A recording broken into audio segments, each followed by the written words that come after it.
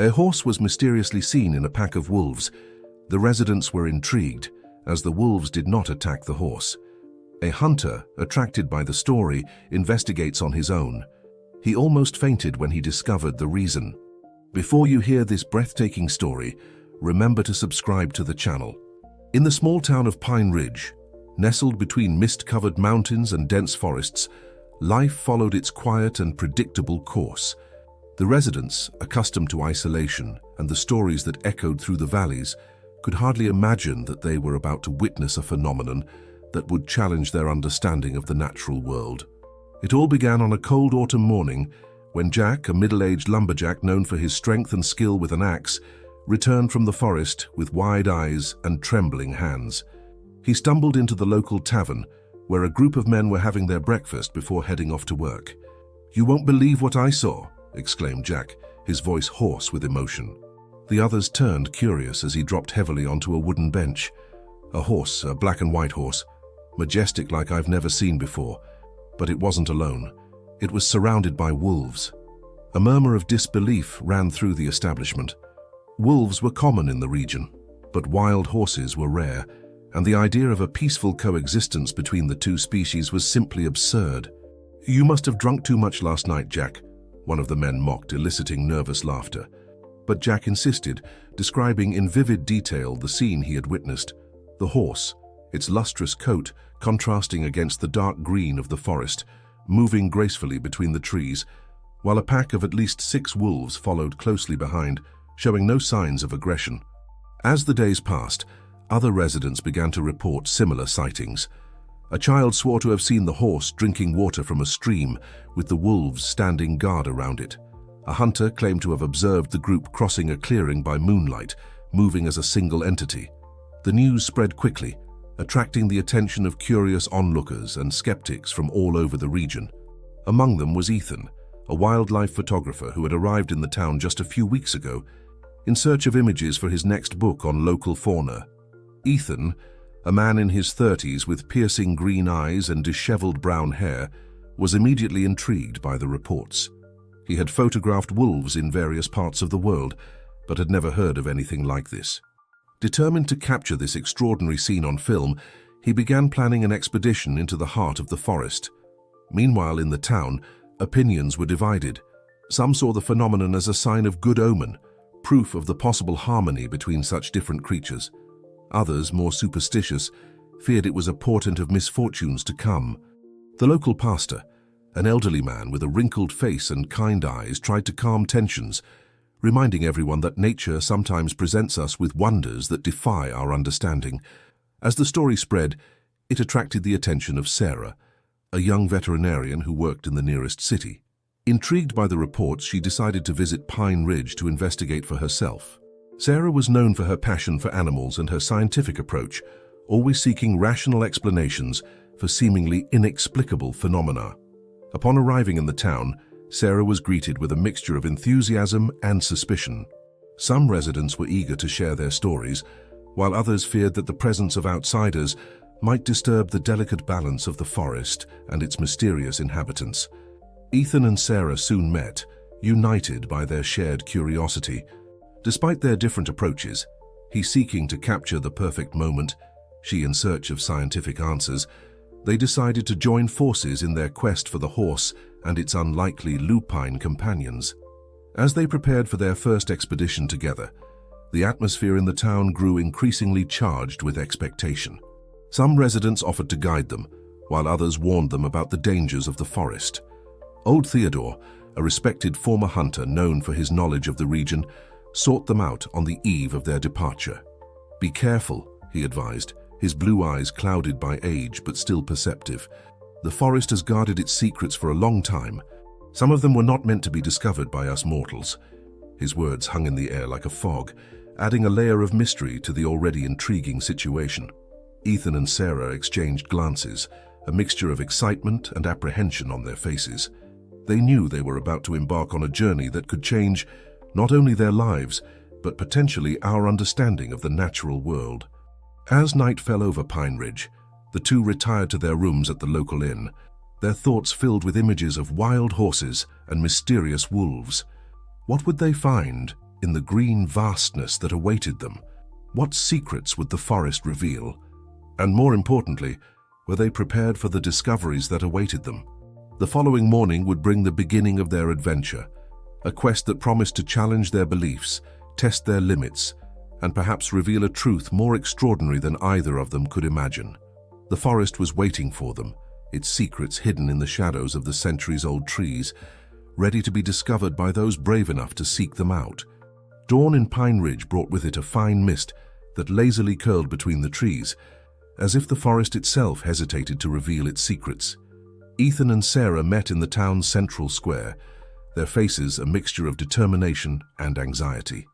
Equipped with heavy backpacks, state-of-the-art cameras, and survival gear, they were ready to begin their journey in search of the mysterious horse and its wolf pack.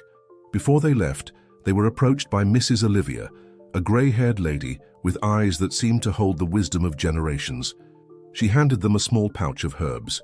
"For protection," she murmured, her voice heavy with a strong regional accent. "The forest is ancient and has its own will. Respect it, and it may open its paths to you." Ethan and Sarah thanked her, touched by the old woman's concern, even if they didn't fully share her superstitious beliefs. With one last look at the slowly awakening town, they turned and entered the dense forest that surrounded Pine Ridge. The first few miles of hiking were relatively easy. The ground was covered with a thick layer of dry leaves that muffled their steps, creating an almost unreal atmosphere of silence. Sarah, with her training in biology, identified the different species of trees and plants they encountered, sharing her knowledge with Ethan. "It's fascinating how this ecosystem maintains its balance," she commented, stopping to examine a bright mushroom growing at the base of a century-old tree. "Every living being here has its role, its function. I wonder where the horse and wolves fit into this puzzle." Ethan, for his part, was more focused on capturing the visual beauty of the forest. At every clearing, at every ray of sunlight that penetrated the canopy of trees, he stopped to take photographs, his trained eyes always in search of the perfect angle. "You know, Sarah," he said, adjusting the lens of his camera, "I've photographed forests on every continent, but there's something different here. It's as if the forest were alive in a way I've never seen before." As they ventured deeper into the forest, the terrain became more rugged. They had to climb small rocky elevations and cross icy streams that descended from the mountains. The air grew colder and more humid, and the vegetation denser and wilder. It was at the end of the first day that they had their first intriguing encounter. As they rounded a large, moss-covered rock, Sarah suddenly stopped, gesturing for Ethan to be silent. There, just a few meters away, was a solitary wolf. The animal, with silver-grey fur, observed them with intelligent amber eyes. It showed no fear or aggression, only cautious curiosity. For a moment that seemed to stretch into eternity, humans and wolf stared at each other, a silent, mutual recognition hanging in the air. Ethan, moving with extreme slowness, managed to raise his camera and capture some images. The soft click of the shutter seemed to break the spell, and the wolf, with one last penetrating look, silently disappeared among the trees. "Did you see that?" Sarah whispered, her voice trembling with excitement. "Its behavior. It wasn't natural for a wild wolf. It was almost as if it were evaluating us." Ethan nodded, still looking at the spot where the wolf had disappeared. Maybe it was testing us, or guiding us." That night, as they set up camp in a small clearing, the forest seemed to vibrate with a different energy. The nocturnal sounds, the hooting of owls, the rustling of small animals in the undergrowth, seemed laden with meaning. Ethan and Sarah talked late into the night, discussing theories and sharing their impressions of what they had seen. "If this wolf is part of the pack that accompanies the horse," Sarah pondered, "then we're on the right track, but I still can't understand how this relationship between such different species can exist." Ethan, stirring the embers of the campfire, replied thoughtfully, "Maybe that's what makes this story so fascinating. It's a reminder that nature still has much to teach us about cooperation and adaptation." The next morning they woke up with a renewed sense of purpose. As they broke camp, Ethan noticed something strange nearby, hoof marks in the soft ground. "Sarah, come see this," he called, pointing to the tracks. "They look fresh. Can't be more than a few hours old." Sarah's heart raced as she examined the marks. "You're right. And look, there are wolf tracks too, intertwined with the horses. They passed through here, together." With growing excitement, they followed the tracks which led them deeper into the forest. The vegetation grew increasingly dense, and they often had to make their way through thorny bushes and tangled vines. As they advanced, both noticed a subtle change in the environment around them. The sounds of the forest seemed sharper, more focused. The air had a different aroma, a mixture of damp earth, wildflowers, and something else. Something wild and indefinable. That's when they heard it. A distant neigh echoing among the trees, followed by the low, melodious howl of a wolf. Ethan and Sarah exchanged looks of astonishment and excitement. They were close, so close to unraveling the mystery that had brought them here. With racing hearts and senses on high alert, they continued their journey, each step bringing them closer to the enigma that had captured the imagination of an entire town. What would they find beyond the next hill? What secrets did the forest still hold? The answer, they felt, was right there waiting to be discovered. And with that sense of anticipation pulsing in their veins, Ethan and Sarah pressed on, determined to unravel the mystery of the horse and the wolves, no matter what they encountered along the way. The sound of the neigh and the howl still echoed in Ethan and Sarah's ears as they cautiously advanced through the increasingly dense forest. The excitement of the imminent discovery was palpable, making their hearts beat faster and their senses sharper. As they progressed, the vegetation around them began to change subtly. The trees seemed older, their gnarled trunks covered with moss and lichens. The air grew heavier, laden with the scent of damp earth and decaying vegetation. It was as if they were entering a part of the forest that time had forgotten. Suddenly, Sarah grabbed Ethan's arm, making him stop. "Look," she whispered, pointing to a clearing ahead. There, bathed in the golden light filtering through the treetops, was the horse they had been seeking. It was a breathtaking sight, a majestic stallion with coal-black coat, except for a white star-shaped mark on its forehead. Its eyes, deep and intelligent, seemed to contain ancient wisdom. But the most surprising thing was the scene around it. Lying in a protective circle were 5 grey wolves, their fur gleaming in the sunlight. They showed no sign of aggression towards the horse. On the contrary, they seemed to be in perfect harmony with it. Ethan, moving with the caution of a predator, raised his camera and began photographing the extraordinary scene. The soft click of the shutter seemed deafening in the silence of the forest. Suddenly, as if responding to a silent command, one of the wolves raised its head, its amber eyes fixed directly on the 2 humans hidden nearby. In an instant, the entire pack was on its feet, tense and alert. The horse, surprisingly, showed no fear. Instead, it calmly walked forward, placing itself between the wolves and the newcomers. Its gaze was penetrating, almost hypnotic. "This is incredible," Sarah murmured, her voice barely above a whisper. "It's as if it's evaluating us." At that moment, something extraordinary happened. The horse slightly inclined its head, as if making a gesture of recognition. Then, to Ethan and Sarah's amazement, it began to approach them, its steps slow and deliberate. The wolves, curiously, made no move to stop it. Instead, they watched attentively, as if waiting to see what would happen next. When the horse was just a few meters away, it stopped. Its eyes, a deep and brilliant brown, seemed to look directly into Ethan and Sarah's souls. There was an intelligence in that gaze that went beyond anything either of them had ever seen in an animal. Sarah, acting on instinct, slowly extended her hand. The horse hesitated for a moment, then moved forward, gently touching its muzzle to her palm. The contact was electric, sending a shiver down Sarah's spine. "Ethan," she whispered, without taking her eyes off the horse, "this isn't normal. This behavior, it's almost as if it's trying to communicate with us." Ethan, who had lowered his camera, was equally fascinated. "You're right. It's as if it chose us somehow." At that moment, one of the wolves, the largest of the group with a scar over its left eye, approached. Unlike what they expected, there was no hostility in its movements. It positioned itself next to the horse, its amber eyes alternating between the 2 humans, with an almost palpable curiosity. The scene was surreal. A wild horse and a wolf side by side, interacting peacefully with humans in the heart of an ancient forest. It was an image that defied everything Ethan and Sarah believed they knew about animal behavior. As they watched, amazed, the horse suddenly raised its head, its ears moving forward. At the same instant, the wolves became alert, their bodies tense. Something had caught their attention. A distant sound reached Ethan and Sarah's ears, the noise of breaking branches and human voices. Someone else was approaching the clearing. The horse softly neighed, as if giving a warning. Then, with surprising grace for an animal of its size, it turned and galloped into the forest. The wolves followed immediately, disappearing into the shadows like ghosts.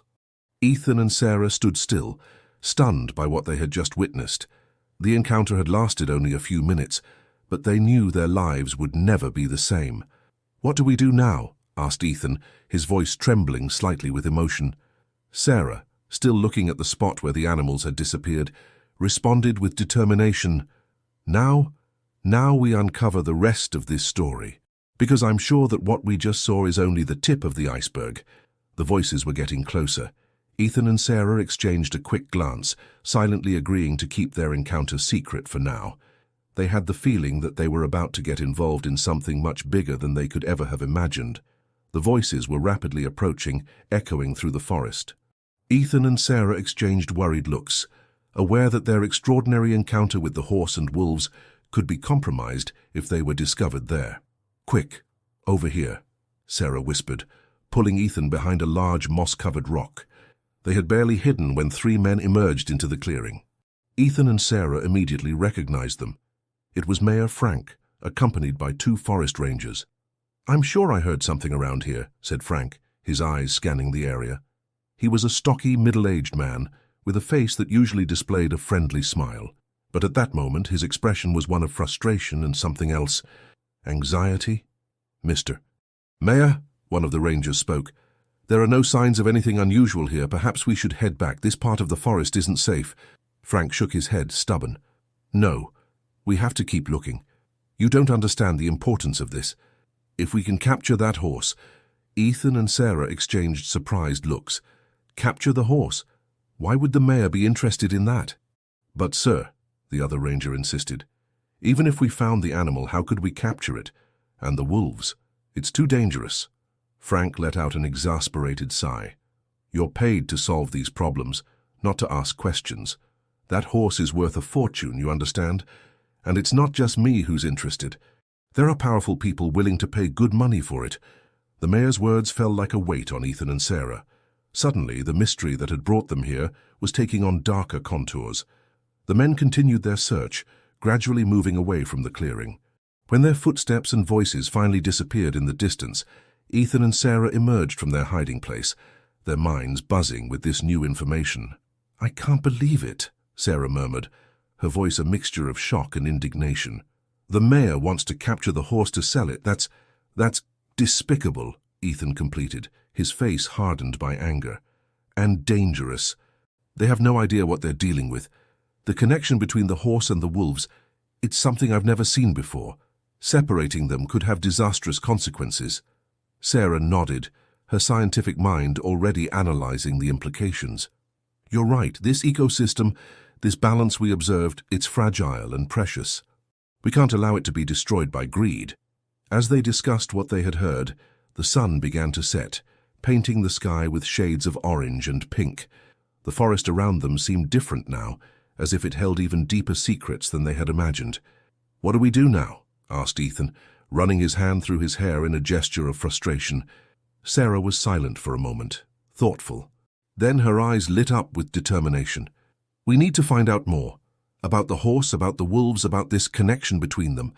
And we need to understand why the mayor is so interested in all of this." Ethan agreed. "You're right. But how will we do that without raising suspicions?" "We'll have to be discreet," Sarah replied. "We go back to town, act normally, but we keep our eyes and ears open, and we continue our expeditions into the forest as if we're still just researching." As they planned their next steps, a distant howl echoed through the forest, followed by the unmistakable sound of hooves. Ethan and Sarah turned towards the sound, a shiver of excitement running down their spines. "They're nearby," Ethan whispered. "It's as if they're watching us." Sarah nodded, feeling the same inexplicable connection. "Maybe they are, and maybe somehow they know we're on their side." With night approaching rapidly, they decided to set up camp right there in the clearing. As they prepared a small fire and organized their sleeping bags, Both felt divided between the excitement of discovery and the weight of responsibility they now carried. That night, lying under the starry sky, with the sounds of the forest around them, Ethan and Sarah talked in low voices, sharing theories and concerns. The mystery of the horse and wolves had deepened, intertwining with issues of ethics, conservation, and the obscure interests of powerful people. Before falling asleep, both made a silent promise. They would protect the secret of the forest, no matter the cost. Little did they know that this promise would lead them on an even more dangerous and surprising journey than they could imagine. Ethan and Sarah's return to Pine Ridge was met with a mixture of curiosity and suspicion. The residents surrounded them, eager for news about the mysterious horse and its wolf pack. Staying true to the promise they had made to each other, they shared only vague information, speaking about the beauty of the forest and some distant animal sightings. In the days that followed, the pair immersed themselves in a discreet investigation. During the day, they continued their expeditions into the forest, maintaining the appearance of dedicated researchers. At night, they mingled with the local residents, listening attentively to the conversations and rumors circulating through the small town. It was during one of these nights in the local tavern that they heard something intriguing. Sitting in a dark corner, Ethan and Sarah observed a group of older men talking in low voices. "Do you remember the legend of the Forest Guardian?" asked one of them, a grey-haired gentleman named Mr. Johnson. The others nodded, exchanging meaningful looks. "My grandfather used to tell that story," continued Mr. Johnson. "He said that long ago a powerful spirit protected these lands. It could take the form of any animal in the forest, but its favorite form was that of a majestic horse." Ethan and Sarah exchanged surprised looks, leaning in to hear better. "And what happened to this spirit?" asked another man. Mr. Johnson lowered his voice even more. "The legend says it was betrayed. Someone from the town, driven by greed, tried to capture it. The spirit, wounded and weakened, took refuge in the depths of the forest.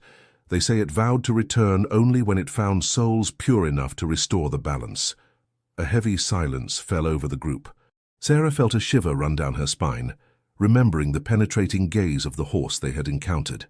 Meanwhile, Ethan noticed something strange in Mayor Frank's behavior, who was sitting at the bar. The man seemed nervous, casting furtive glances at the group of elderly men and then at the door, as if he feared being discovered. In the following days, Ethan and Sarah intensified their investigations. Sarah spent hours in the small-town library, researching ancient local legends and historical records. Ethan, in turn, used his photographic skills as an excuse to explore the town, documenting daily life, while actually seeking clues about the mayor's true intentions. One afternoon, while Sarah was immersed in old documents in the library, she made a shocking discovery. In a dusty file, she found records of an old land dispute. Apparently, a large part of the forest surrounding Pine Ridge didn't officially belong to the town, but to a long-forgotten Native American reservation. "Ethan, you need to see this," she whispered excitedly when they met later. "If these documents are correct, the mayor has no legal right to those lands, and if the horse is found there, he couldn't legally claim it," Ethan completed, understanding the implication. "That explains why he's so desperate to capture the animal in secret." As they pieced together the puzzle, Ethan and Sarah realized they were in the middle of something much bigger than they had initially imagined. It wasn't just about a mysterious horse and a wolf pack. It was about greed, corruption, and the exploitation of ancestral lands. One night, as they discussed their findings in low voices in their inn-room, they heard a commotion coming from the street. Running to the window, they saw a group of residents gathered in the central square. In the middle of them was a young woman they didn't recognize, gesticulating animatedly. "Who is she?" asked Ethan, intrigued. Sarah frowned, concentrating. "Wait, I think I've seen her somewhere before, in the old photos at the library." Quickly they went down to join the crowd. As they approached, they could hear the woman's voice, laden with emotion. "My name is Rachel, and I am a descendant of the people who originally inhabited these lands. I've come to reclaim what is rightfully ours and protect the sacred forest of our ancestors." The revelation fell like a bomb on the town. Ethan and Sarah exchanged looks of understanding. The pieces of the puzzle were finally fitting together. The mystery of the horse and the wolves, the ancient legends, the mayor's greed, everything was connected to this story of disputed lands and forgotten heritage. As they watched the scene unfold, with residents divided between shock, curiosity, and skepticism. Ethan and Sarah knew they had reached a crucial point in their journey. The revelations of that night would change the course of their investigations and possibly the fate of Pine Ridge and its mysterious forest. What would they do with this new information? How would it affect their mission to protect the horse and wolves? And more importantly, how would Mayor Frank react to this unexpected threat to his plans? Rachel's arrival in Pine Ridge was like a stone thrown into still waters, creating waves of agitation that spread rapidly. In the days that followed, the small community found itself divided between those who supported the young Native American woman's claims and those who feared the changes her presence might bring. Ethan and Sarah, now more involved than ever, decided to approach Rachel directly. They found her staying at Mrs. Olivia's house, the elderly woman who had given them the pouch of herbs before their first expedition into the forest. "My ancestors protected these lands for generations," Rachel explained, her dark eyes shining with a mixture of determination and sadness. "The spirit of the forest, which you know as the mysterious horse, is an integral part of our history and culture." Sarah nodded, making the connection. "The legend of the forest guardian." "Exactly," Rachel confirmed. "It's not just a legend for us. It's a living truth passed down from generation to generation. The horse and the wolves are manifestations of the protective spirit of these lands." As they talked, Ethan couldn't help but notice the growing tension in the town. Through the window, he saw groups of residents arguing heatedly in the street. Mayor Frank, surrounded by his supporters, was gesticulating emphatically, his face red with anger. "The mayor is planning something," Ethan murmured. "He's not going to give up his plans for the forest easily." Rachel sighed heavily. "I know, that's why we need to act quickly. I have documents that prove our rights to these lands, but I fear Frank will try something before we can present them officially." It was at that moment that Mrs. Olivia entered the room, her wrinkled face marked with concern. "Children," she said, including everyone present in this affectionate term, "something is happening in the forest. I can feel it." Sarah frowned. "What do you mean, Mrs. Olivia?" The old woman closed her eyes for a moment, as if listening to something only she could hear. "The forest is restless. The balance has been disturbed. I fear the mayor has put his plan into action." Mrs. Olivia's words had barely been uttered when they heard a commotion coming from the central square. Running outside, the group encountered a chaotic scene.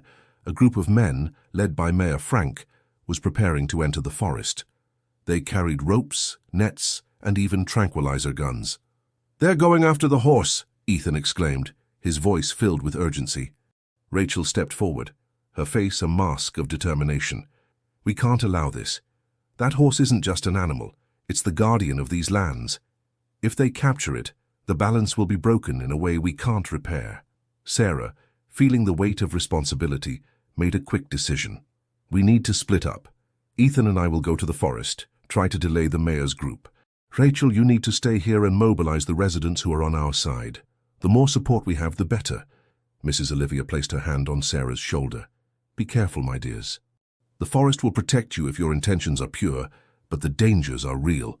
With a quick nod of farewell, Ethan and Sarah set off towards the forest, their hearts racing with adrenaline and the urgency of the situation.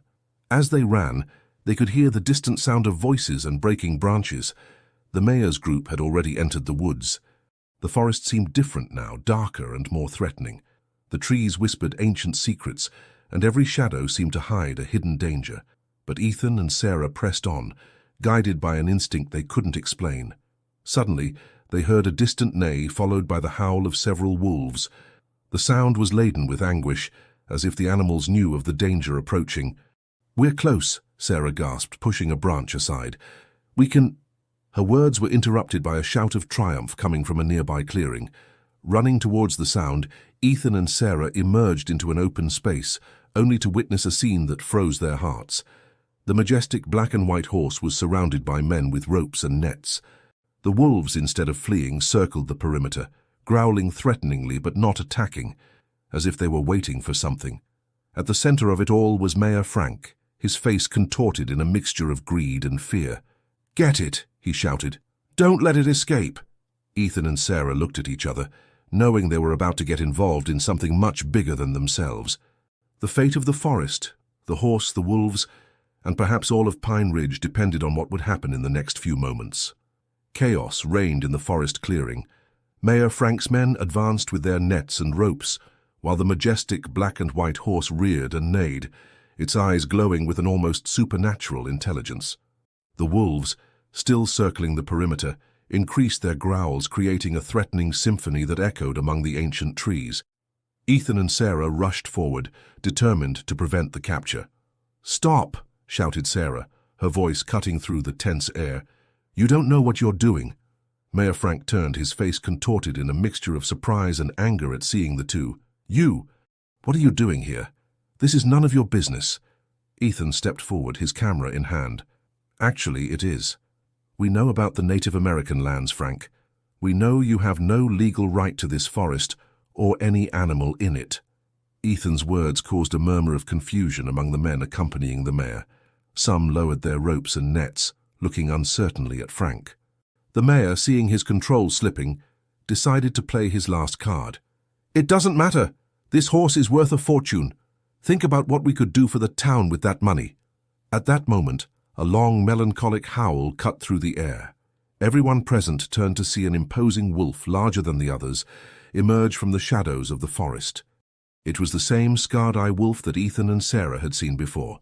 The horse neighed in response, as if they were communicating.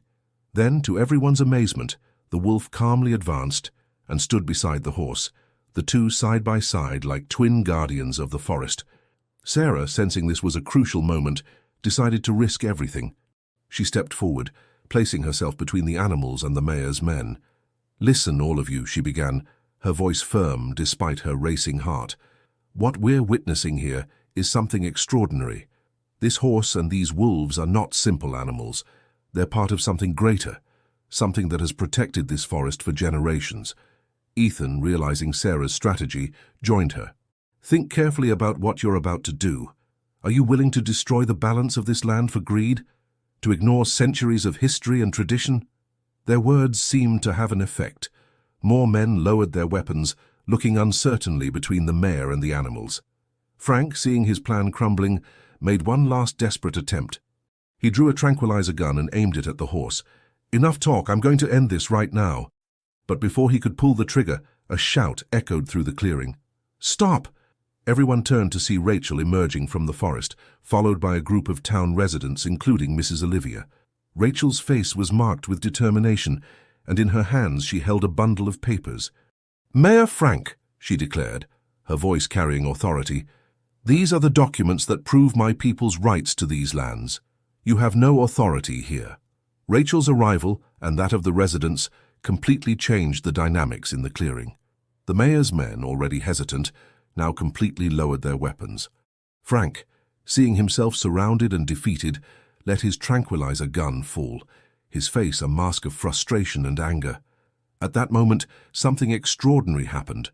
The horse, as if sensing that the danger had passed, walked majestically towards Rachel. Everyone held their breath, amazed, as the animal gently touched the young woman's face with its muzzle. Rachel smiled, tears shining in her eyes.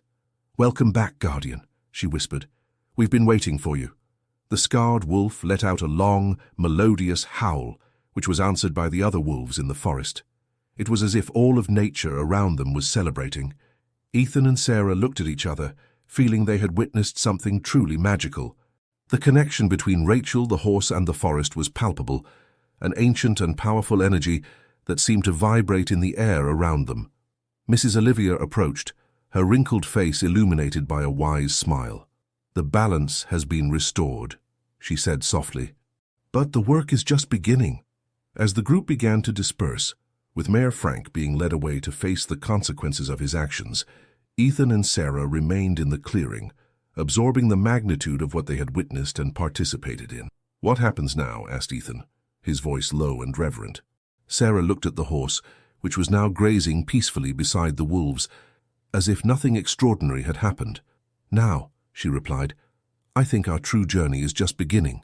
In the weeks that followed the dramatic events in the clearing, Pine Ridge underwent a profound transformation. The news of Mayor Frank's arrest and the revelation about the Native American lands spread quickly. attracting the attention of national media and environmental organizations. Ethan and Sarah, now recognized as key figures in protecting the forest and its guardians, found themselves at the center of a storm of activities. Their photographs and accounts of the mysterious horse and the wolf pack captured the public's imagination, inspiring a new interest in preserving the region. On a sunny morning, as they walked through the town's central square, now bustling with curious visitors and journalists, Sarah reflected on the changes. "It's incredible how everything changed so quickly," she commented, observing a group of children listening attentively to Mrs. Olivia tell ancient forest legends. Ethan nodded, adjusting his camera to capture the scene. "Sometimes I wonder if all this really happened. It seems like a dream." At that moment, Rachel approached them, her face radiant with a smile. Since the events in the clearing, she had become a respected leader, working tirelessly to establish a balance between preserving ancestral lands and sustainable development of the region. "I have news," she announced, her eyes shining with excitement. "The federal government has just approved the creation of a protected nature reserve in the entire forest area. And guess who they want to lead the research and conservation project?" Ethan and Sarah exchanged surprised looks. "Us?" they asked in unison. Rachel laughed, a melodious sound that seemed to echo the joy of the forest itself. "Exactly. Your work and dedication have impressed a lot of important people. They believe you're the right people to help unravel the mysteries of the forest and protect its inhabitants." The news caught them by surprise. It was an incredible opportunity, a chance to continue the work they had begun, almost by chance. "And the horse? And the wolves?" asked Sarah, her mind already racing with research possibilities. Rachel's smile softened, taking on a mysterious air. "They're there, guarding the forest as they've always done. But now with official protection they'll be able to thrive without fear of human interference." That afternoon, Ethan and Sarah decided to take one last walk in the forest before diving into preparations for their new project. As they advanced among the ancient trees, they felt a subtle change in the air. The forest seemed more alive, more vibrant than ever. As they reached a small clearing, they stopped, marveling at the scene before them. The majestic black and white horse was there, grazing peacefully. Around it, the wolf pack rested, perfectly at ease in each other's presence. The horse raised its head, its deep eyes meeting Ethan and Sarah's. For a moment, it seemed as if time had stopped. A silent understanding passed between them, humans and animals united in a common purpose of protection and harmony. Then, as suddenly as it had appeared, the horse softly neighed and turned, disappearing into the forest with the wolves silently following. Ethan and Sarah remained there for a long moment, absorbing the magnitude of what they had witnessed and what was to come. "I think our adventure is just beginning," said Sarah, her voice full of admiration and expectation. Ethan smiled, taking her hand. "And what an adventure it will be." As they walked back to the town, the sun began to set, painting the sky with shades of orange and pink. The forest around them whispered ancient secrets, promises of mysteries yet to be unraveled and wonders to be discovered. In Pine Ridge, a new era had begun, an era of respect for nature, of balance between the old and the new, of protection for the mysterious creatures that inhabited the depths of the forest. And at the center of it all were Ethan and Sarah, two outsiders who had become guardians, ready to face any challenge the future might bring. The legend of the horse and the wolves would continue to be told for generations, a reminder of the power of nature and the importance of protecting the ancient secrets of the land. And as the stars began to shine in the night sky, the forest sang its eternal song, a melody of hope, mystery, and endless possibilities.